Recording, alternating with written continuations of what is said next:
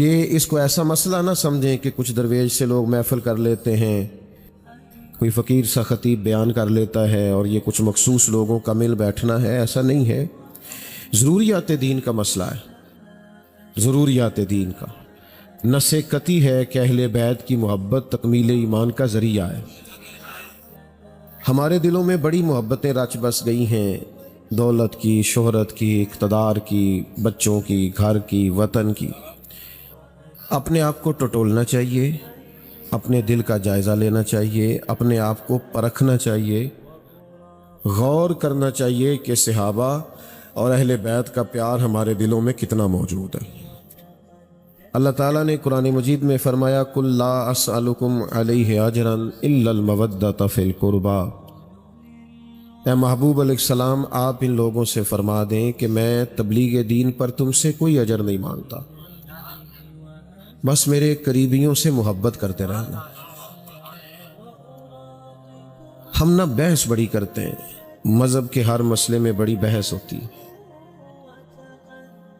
میں اکثر دوستوں سے کہتا ہوں کہ صدیاں بیت گئیں امام حسین کی نیاز پکاتے، اب بھی کچھ لوگ پوچھنا شروع کر دیتے ہیں کہ یہ نیاز پکانا جائز ہے کہ ناجائز ہے۔ تو میں ان سے کہا کرتا ہوں کہ اب تو بات بڑی آگے چلی گئی ہے، اب تو معاملہ بڑا دور نکل گیا ہے، اب تو اللہ تعالیٰ نے اس کام کو قبول عام عطا کر دیا ہے۔ اب یہ نہ پوچھا کریں کہ نیاز پکانی جائز ہے کہ ناجائز ہے، اب یہ پوچھا کریں کہ وضو کر کے پکانی چاہیے کہ بغیر وضو بھی پک جاتی۔ آپ اب اس کو کیسے کمال تک پہنچایا جا سکتا ہے، اس میں مزید برکات کتنی آ سکتی ہیں، وہ پوچھا کریں۔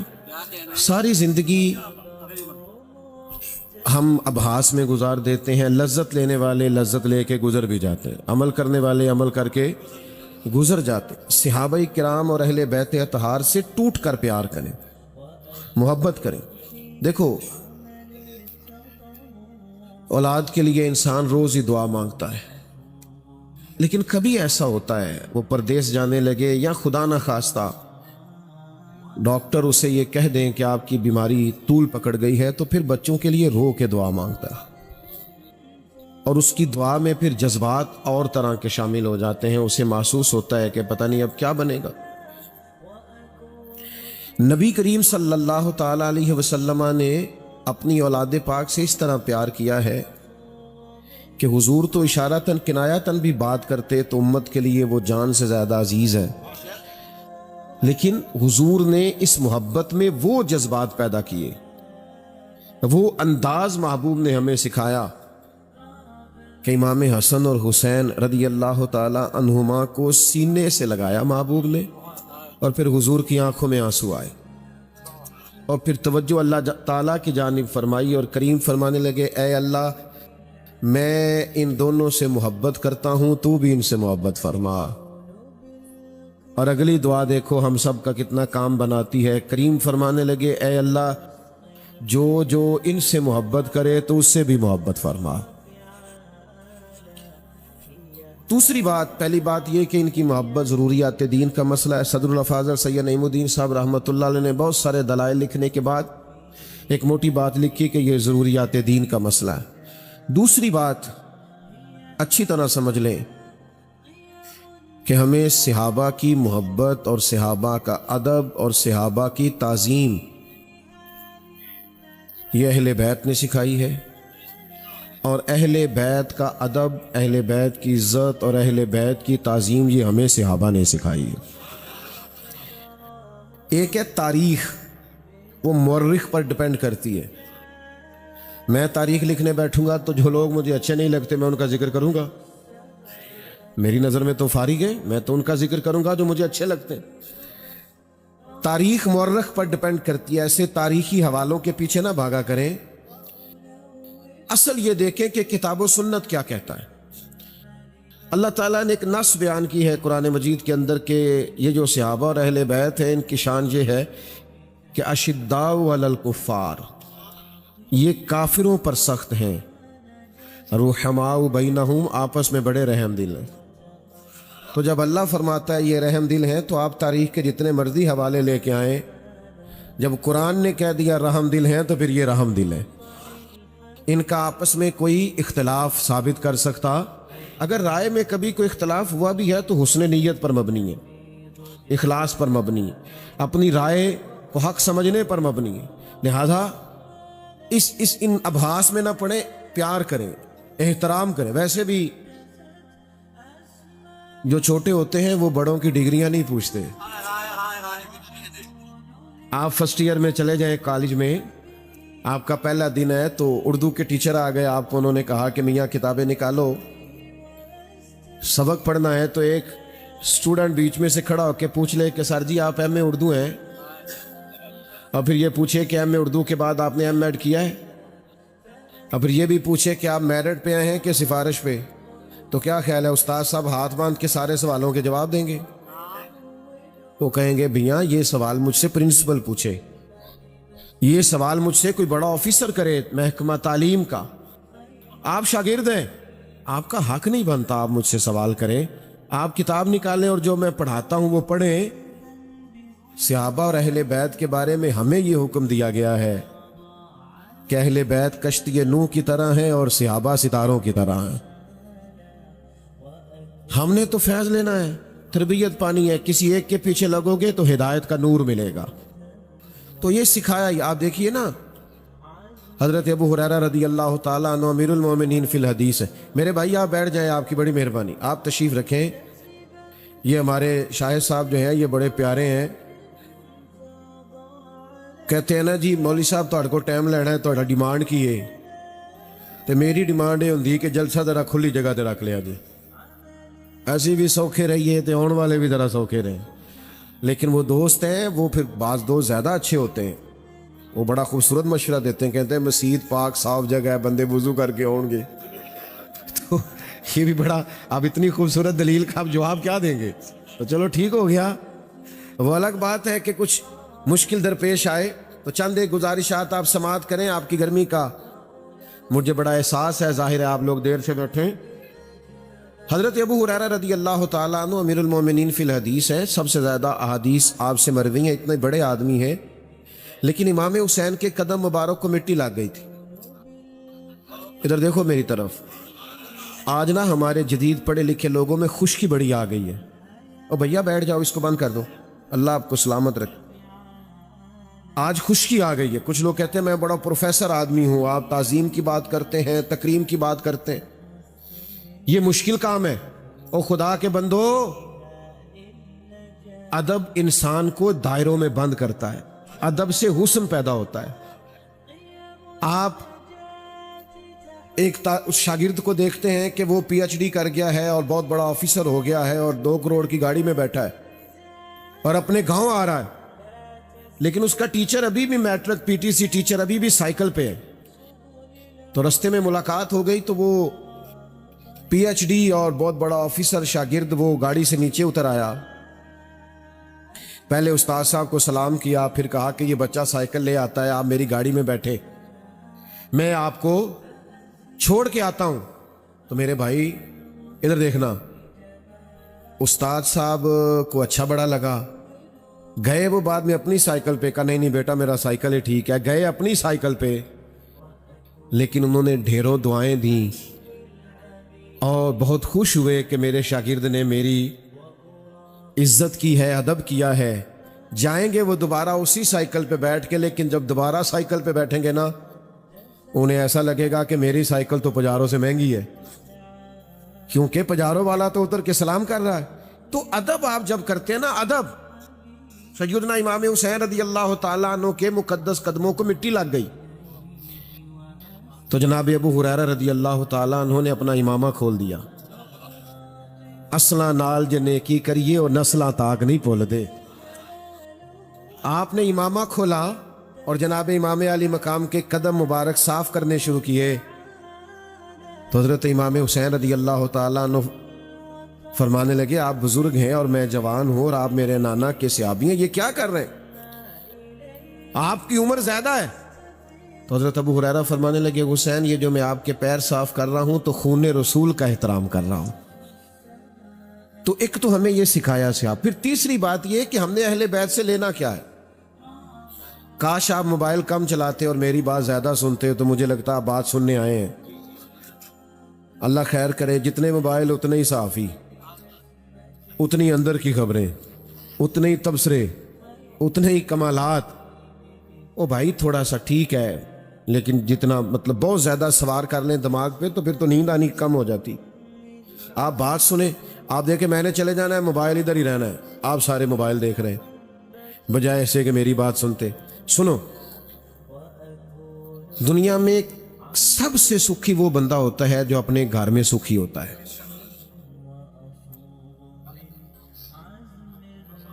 جو اپنے گھر کے اندر سکھی ہو وہ بندہ بڑا۔ میں آپ کو ذمہ داری سے کہتا ہوں کہ یہاں اگر کوئی ایسا شخص بیٹھا ہے نا جو پریشان ہے، گھر کی کوئی پریشانی چل رہی ہے، تو پوری محفل میں بھی اس کی توجہ پیچھے ہی ہے۔ خدا نہ خواستہ کوئی بیمار ہے یا کوئی مسئلہ ہے تو یہ گھر کی ٹینشنیں، پریشانیاں بڑے بڑے لوگوں کو کھا جاتی ہیں۔ بڑے بڑے لوگ آزمائش کا شکار ہو جاتے ہیں اور باہر بھی کوئی بڑا کارنامہ سر انجام نہیں دے پاتے۔ جو اپنے گھروں میں سکھی ہوتے ہیں وہ باہر بھی بڑے بڑے کارنامے سر انجام دے لیتے ہیں۔ گھر کے اندر جو لوگ اطمینان چاہتے ہیں، سکون چاہتے ہیں، تسلی چاہتے ہیں، جو چاہتے ہیں کہ میں اس طرح اپنی اولاد کی تربیت کروں کہ میرا گھرانہ بچ جائے اور آنے والے اوقات میں میرے بچے بھی کوئی بڑا کارنامہ سر انجام دیں، تو اس کے لیے ضروری یہ ہے کہ وہ دیکھے کہ نبی پاک علیہ السلام نے اپنے اہل بیت کی تربیت کن طریقوں پہ، کس منہج پہ کی ہے، وہ طریقے اپنائیں، وہ چیزیں ڈھونڈیں۔ یا ایھا الذین آمنوا قوا انفسکم واہلیکم نارا، اے ایمان والو خود بھی دوزخ کی آگ سے بچو اور اپنے گھر والوں کو بھی بچاؤ۔ ہماری ذمہ داریوں میں سے صرف ان کے لیے کھانا پینا، آسائشیں اور سہولیات ہی جمع کرنا نہیں، ان کو دوزخ کی آگ سے بچانا، جنت کے رستے پہ ڈالنا، یہ بھی ماں باپ کی ذمہ داری ہے۔ یہ حدیث پاک سنے اور اس کو آپ نے یاد رکھنا ہے۔ اب تو خیر سب گھروں میں سالگرہ ہونے لگ گئی ہے، اللہ خیر کرے۔ جب پیروں مولویوں کی ہونے لگ گئی ہے تو باقی کون بچا ہے؟ اب سب جگہ ہونے لگ گئی۔ تو سالگرہ پہ تحفے تحائف لوگ دیتے ہیں، اور باپ چاہتا ہے کہ میں نا سب سے بہترین تحفہ اپنی اولاد کو دوں۔ نبی پاک علیہ السلام نے فرمایا کسی باپ کا اپنی اولاد کے لیے بہترین تحفہ یہ ہے کہ اسے اچھا ادب سکھائے۔ لوگ مشورہ لیتے ہیں کہ میں اس موقع پر بیٹے نے میٹرک کیا ہے تو کیا تحفہ دوں، اس نے فلاں کامیابی حاصل کیا ہے تو کیا تحفہ دوں۔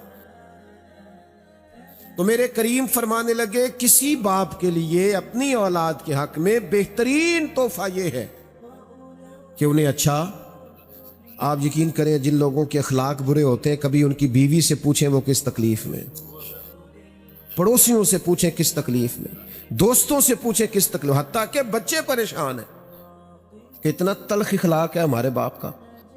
بہترین تحفہ یہ ہے کہ اولاد کو اچھا ادب سکھائیں۔ 3-4 باتیں اہل بیت نبوت کے اسوہ کے تعلق سے عرض کر کے بات کو سمیٹوں گا۔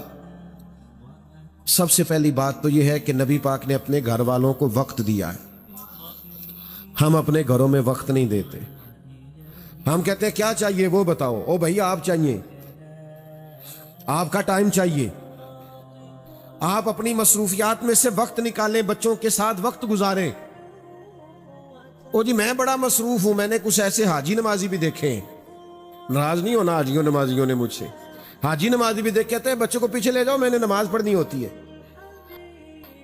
نبی پاک کے تو کندھوں پہ بچے سوار رہتے تھے،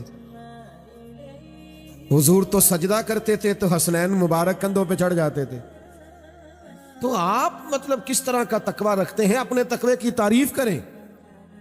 آپ کا تقوی کیا ہے؟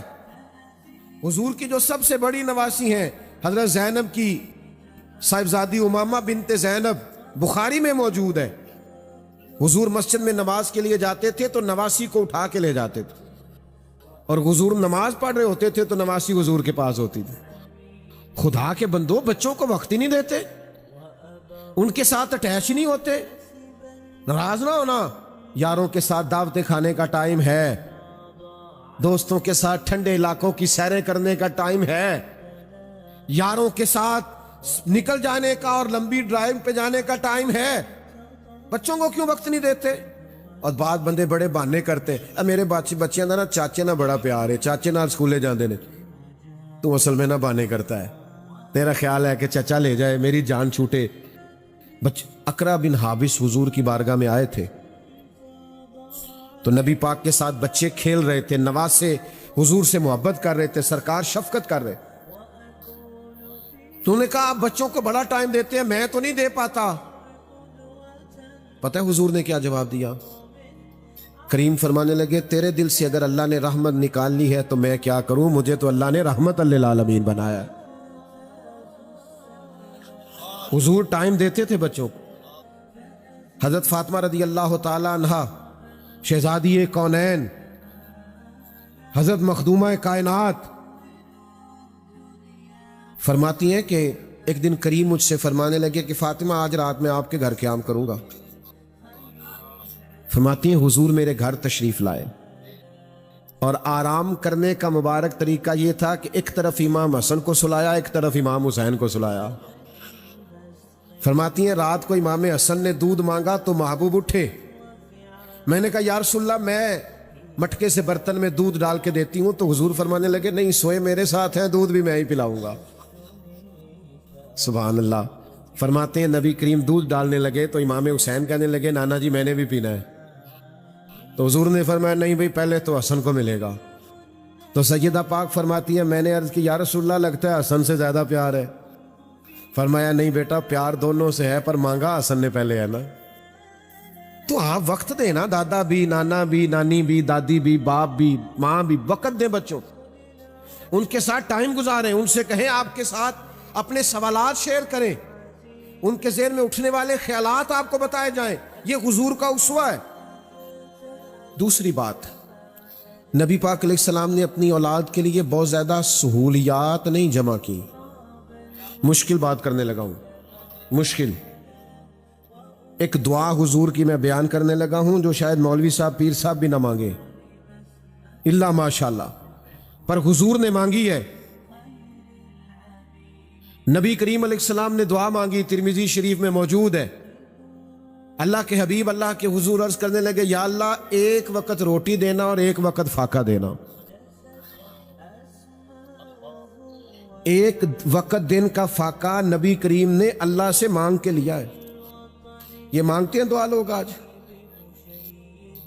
اے اللہ ایک وقت روٹی دینا اور ایک وقت فاقہ دینا، جب تو رزق دے تو ہم تیرا شکر ادا کریں، اور جب تو فاقہ دے تو ہم تیری بارگاہ میں التجا کریں۔ مہینہ مہینہ چولہا نہیں جلتا تھا سیدہ پاک کے کاشانہ نور میں۔ حضرت عائشہ صدیقہ رضی اللہ تعالیٰ عنہ فرماتی کئی چاند گزر جاتے تھے پر ہمارے گھر میں کھانا نہیں پکتا تھا، دو کالی چیزیں کھجور اور پانی، اسی پر گزارا ہوتا تھا۔ ہم نے تو بچوں کو اس طرح کا بنا دیا کہ روٹی نہ پکی ہو تو موبائل توڑ دیتے ہیں، ان کی من پسند چیز نہ پکی ہو تو وہ گھر کی چیزیں توڑتے ہیں۔ تو بھائی جب آپ نے اس طرح کا بنایا ہے تو کل کو کہیں ان کو صبر کرنا پڑا تو یہ تو ٹھہر ہی نہیں سکیں گے، مشکل آئے گی تو کیا کریں گے؟ مجھے ایک دفعہ ایک دوست نے فون کیا ملک سے باہر سے، کہنے لگے پیر صاحب آپ لوگ بیان کر دیتے ہیں ہم لوگ سن لیتے ہیں، 3 دن کربلا میں پانی بند رہا اور کھانا بند رہا۔ میں نے کہا ہاں کھانا اور پانی تو 3 دن بند رہا ہے، تلاوت نہیں بند ہوئی، عبادت نہیں بند ہوئی، اللہ کا ذکر وہ نہیں بند ہوا، کھانا پانی بند ہوا۔ کہنے لگے آپ لوگ بیان کر دیتے ہیں حالانکہ انسانی وجود کو انرجی کی ضرورت ہے۔ اسلام نے روزہ بھی فجر سے پہلے سے لے کر سحری سے لے کر مغرب تک رکھا ہے۔ وہ کہنے لگے عصر کے بعد تو وجود میں ٹوٹ پھوٹ ہونے لگتی ہے اور 3 دن بغیر کھائے پیے، اور پھر اس پر آپ لوگ یہ کہتے ہیں کہ وہ لڑے بھی بڑی بہادری سے۔ انسان کا وجود تو ٹوٹ پھوٹ کا شکار ہوتا ہے۔ تو میں نے کہا آپ کی بات ٹھیک ہے، آپ جو کہہ رہے ہیں جس جگہ کھڑے ہو کے وہ درست ہے، لیکن جن کی ماں نے بچپن سے ٹریننگ کرائی ہو نا، 3 دن بھوکا پیاسا رہنے کی جن کی ٹریننگ بچپن سے ہو نا، ان کے لیے مشکل نہیں ہوتا कुर्बान जाएं। इमाम राजी ने लिखा है 3 दिन रोज़ा रखा था सैयदा पाक ने, मौला अली ने, इमाम हसन और इमाम हुसैन ने। ऐन इफ्तारी का टाइम आता तो तीनों दिन दरवाजे पे कोई मांगने वाला आ जाता। 3 दिन वो इफ्तारी सारी गरीब को मिल जाती और ख़ानदान नबुव्वत बग़ैर कुछ खाए पिए, कोई खजूर मिल गई, पानी मिल गया, सहरी भी हो गई, इफ्तारी भी हो गई।